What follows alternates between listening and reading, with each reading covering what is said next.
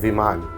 हमारे वेद और शास्त्रों में बहुत जगह विमान का जिक्र किया गया है। इन विमानों को आप स्पेस क्राफ्ट या प्लेन भी बोल सकते हैं, लेकिन प्लेन्स तो इन्वेंट हुए हैं 1903 में बाई द राइट ब्रदर्स। तो फिर 2000 साल पुरानी इन टेक्स्ट में क्या है? तो चलिए आज बात करते हैं इन विमानों के बारे में और वैमानिका शास्त्र में क्या लिखा है उसके बारे में। जनवरी 2015 इंडियन साइंस कांग्रेस में अमिया जादव, जो एमए है संस्कृत में and also MTech degree holder है, उन्होंने कहा हमारे शास्त्रों में जो विमान के बारे में कहा गया है वो विमान लेफ्ट, राइट, बैकवर्ड भी जा सकते हैं एंड इवन हवा में मोशनलेस भी रह सकते हैं।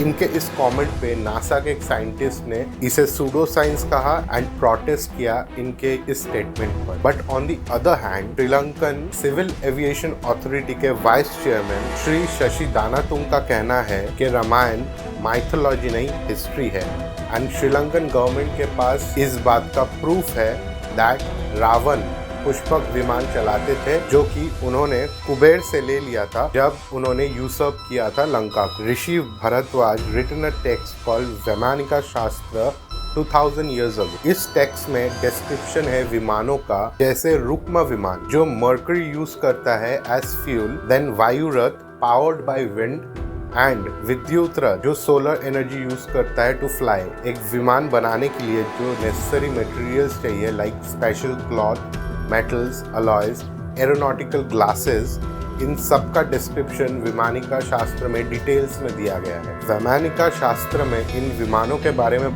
बताया गया है that they can travel vast distance and also achieving great heights and even interplanetary travel कर सकते हैं ये विमान even to other dimension।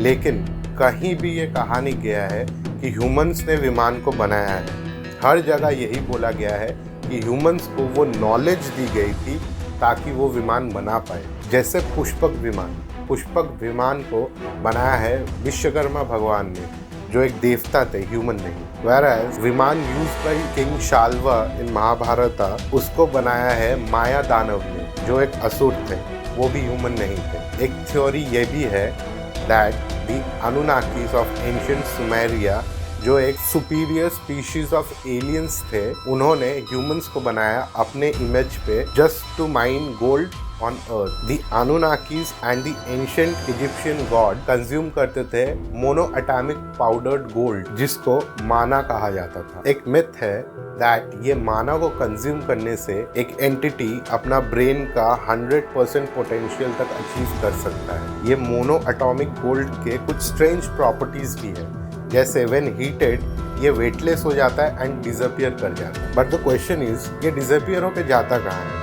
Other dimensions may be, I don't know. But ये मोनो एटॉमिक गोल्ड के साथ हमारे विमान का क्या रिलेशन है? कोई रिलेशन नहीं, एक्सेप्ट हमारे एंशिएंट हिंदूज जो उस टाइम पे विमान बना रहे थे with gyroscopic spinning mercury vortex engines के साथ, बोथ मोनो एटॉमिक गोल्ड और इन इंजिन्स का एक पिक्यूलियर सिमिलैरिटी है प्रॉपर्टीज में। ये दोनों व्हेन हीटेड डिसअपियर हो जाते हैं एंड वेटलेस हो जाते हैं, which ultimately helps in levitation and propulsion. And ये जो मोनो एटॉमिक गोल्ड का प्रॉपर्टीज है डिसअपियरेंस वाला, शायद इसका आंसर क्वांटम फिजिक्स के पास हो, लाइक वर्म होल्स। तो ये भी पॉसिबल है दैट ये जो मोनो एटॉमिक गोल्ड को माना कहा जाता था, शायद विमाना का नाम यहीं से आया हो। नाउ द क्वेश्चन इज, अगर हमारे एंशिएंट हिंदूज 5000 साल पहले इतना एक सुपीरियर टेक को यूज कर रहे थे, तो आज की साइंटिफिक कम्युनिटी इसको एक्सेप्ट क्यों नहीं करती